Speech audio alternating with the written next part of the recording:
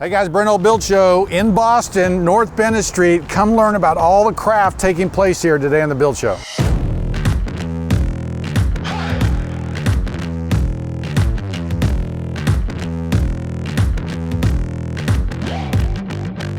Okay guys, so North Bennet Street. Actually, this is the new campus. We're still in the north end of Boston, but North Bennet Street is a street back over there, you know, a few hundred yards. And they moved to this new campus about 10 years ago. And so I missed this move. I actually was trained in another building. This is still the #1 place in America to learn craft and to learn about building. They have bookbinding, locksmithing, violin making, furniture making, piano technology, all of these different crafts, and of course preservation, which is my deal, and carpentry, about learning how to build from the past. So what I'm gonna do is I'm gonna take you inside, we're gonna look at all these different programs. School has just started, so a lot of these people, you'll see them drawing, working on tools, not really building stuff yet. They're learning the fundamentals of how to build better, how to design, how to think about building, right? You're gonna slow down when you come here. You're gonna slow down and learn to craft, right? Because you're no longer in that microwave generation, right? This is no longer instant. We're gonna learn to craft, we're become professionals, we're gonna learn our trade, and you're gonna see all of that happening here at North Bennet Street. Come on inside and join me.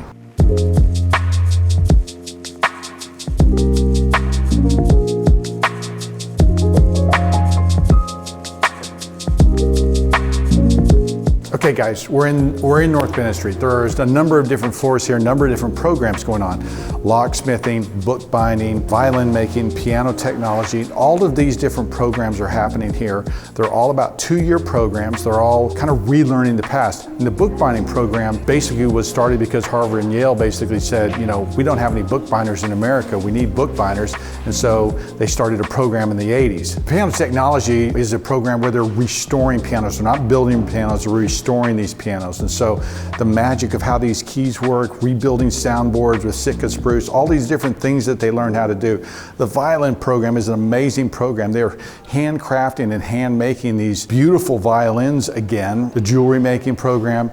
There's so much craft going on here. It's really exciting. Of course, the furniture making program was always the fun thing for us to go look at, the crazy things that these guys are building. The idea being, if you can build, you know, a Chippendale or a Sheraton or Hippo-wide piece of furniture, you can build anything. So building from the past actually makes you better to build today, because then you can build everything, as opposed to trying to build with a CNC and thinking that you understand building. So I'm going to show you the preservation carpentry program. The carpentry program is a 1-year program. If you're interested, in about 8 or 9 months, you can really get up to speed in carpentry very fast if you wanted to just come for a short program.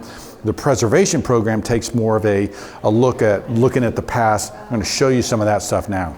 Okay guys, we're inside now, and you're seeing some of the work from my preservation carpentry program, right? Basically, remember John Hancock? Remember that guy? Big fancy signature on the Declaration of Independence, you know, the biggest one. Hey, put your John Hancock there. That's that guy.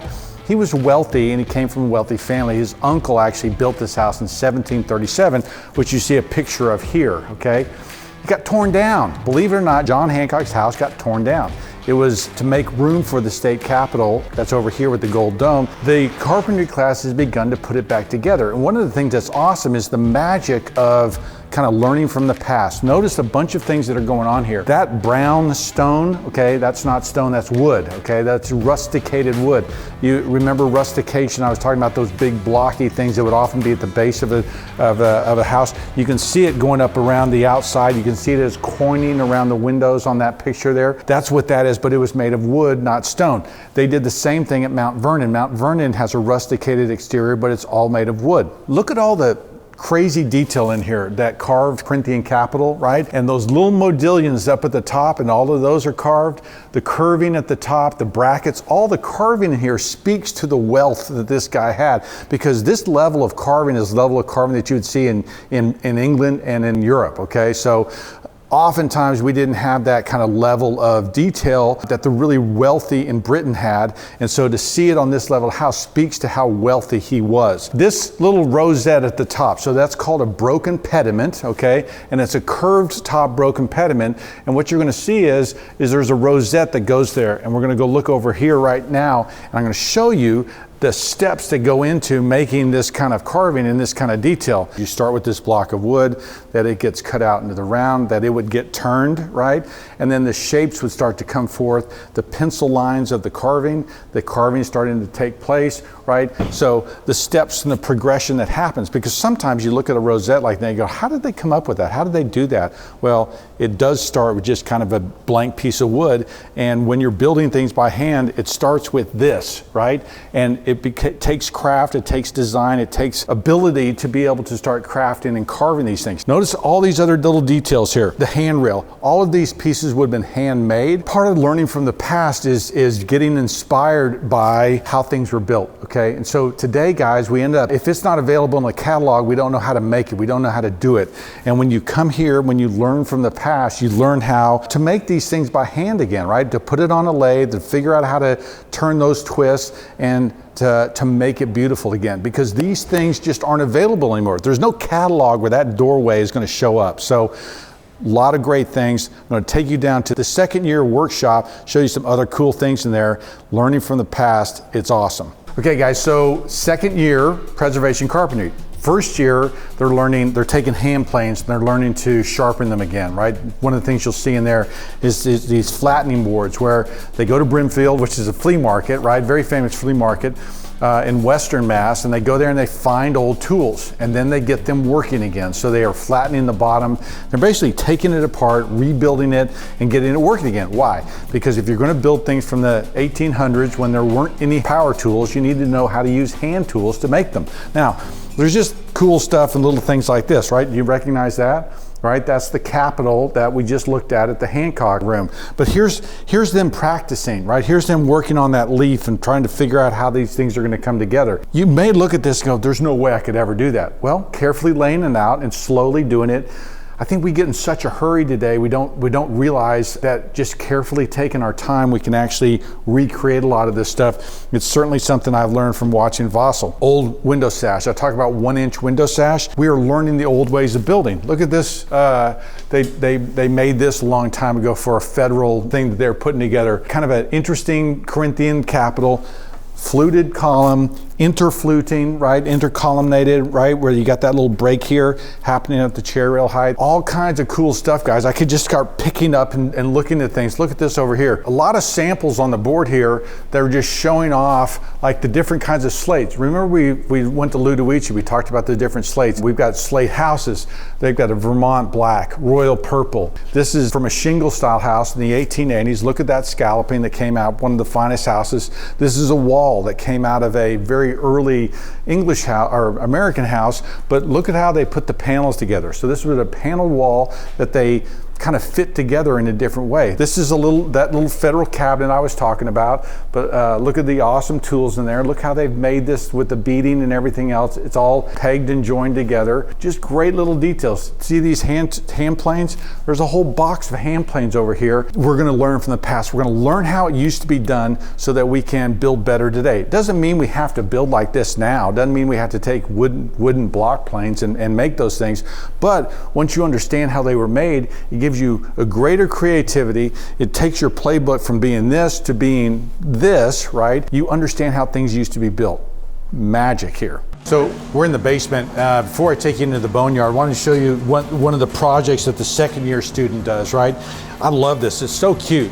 It is a stair project. It teaches you how to build traditional stairs. We've got the twisted balusters, the treads, look at the bracket here, and then the paneling. So there's a lot of architectural details and a lot of elements that we're building in this thing between the handrail and everything else. And you can actually see how it's handmade. There's hand marks in this handrail. So, but building this all, notice that this is tenoned.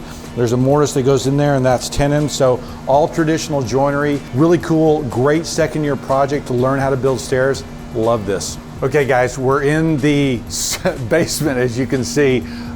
This is kind of magic time because we're looking at all this original salvage stuff. I mean, Steve is describing how they dumpster dive, right, to go get historic glass, to get historic things. See this right here? Look at that.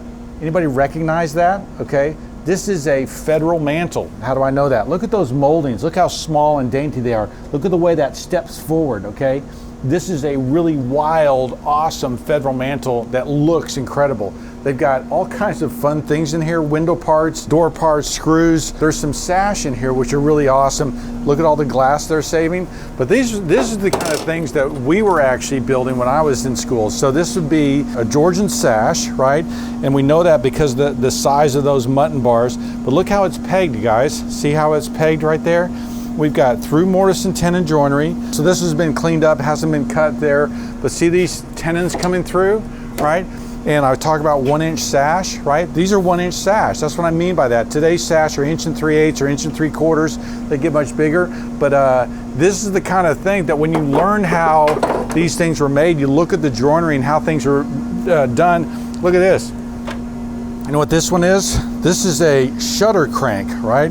So this was off an amazing house, and this would have strapped to the shutter, and then you would have cranked on the inside of this, and it would have opened and closed your shutters. Now, this is obviously, you know, on the coast. It was a Victorian house. That would have been a, you know, what you drop down to protect the house from storms. Look at this piece, okay? Now, if you just look at that, you might go, oh, that's some kind of plaster medallion that went on the ceiling. Actually, when we look at the back, this is from the 1887 Lorien house, which got shut down. This is that piece right here in that arch. And it was carved in wood, guys. Look at that. So normally today this would be, and look at it, you've got cut nails, so we know it's pre-1890, 1887 Lorien house, nailed to the face. This incredible carving. I mean, so there's amazing stuff that you find looking at the past that, you know, and here's original old sash, and those are the new sash that they would have been making. There's great stuff in here, great history, learning from the past, and this is kind of their boneyard, so kind of got a sneak pass in here to be able to come look at all this stuff. But this is the magic of North Bennet Street. This is the magic of this place, that you can come back, look at the past, study these things, understand. You know what this is? Not to hang people. This is a dumbwaiter rope. Okay, so this would have been the counterbalance they would have put on a dumbwaiter. Look at that sash. Okay, it's a curved sash, right? They don't make that, you know, anymore. We have to get special people to bend the glass and things like that. So keeping these things, we learn how to build them, right? And so it's always looking at the past. Is so fun. Okay guys, North Bennet Street is an amazing place. I want you to go back and look at some of my old videos. I did a video on this. This is the Sumner Tunnel, one of the toll booths. It's an amazing structure with that stamped steel doorway. Totally awesome. The brickwork in there, which blows me away. And of course, this beautiful building in the back, which was the administration buildings, now North Bennet Street. So there it is. You'll also see 2 videos I did out at the farm that North Bennet Street works at, the Preservation Carpentry program, where they're actually building things and working on buildings. Go check out those videos. You know me, I care about the past, I care about craftsmanship, I care about us building better and always looking to the past. Starts right here. Check out North Bennet Street if you're interested in any of those trades, and I hope that it inspires us to build better and to build with craft and to build with precision, all the great things we learned from the past. Be sure to follow me on Instagram and Facebook, Hull Millwork Hull Homes. Sign up for the newsletter, and if you're watching on YouTube, hit the subscribe button. I'm Brent Hull. Thanks for watching.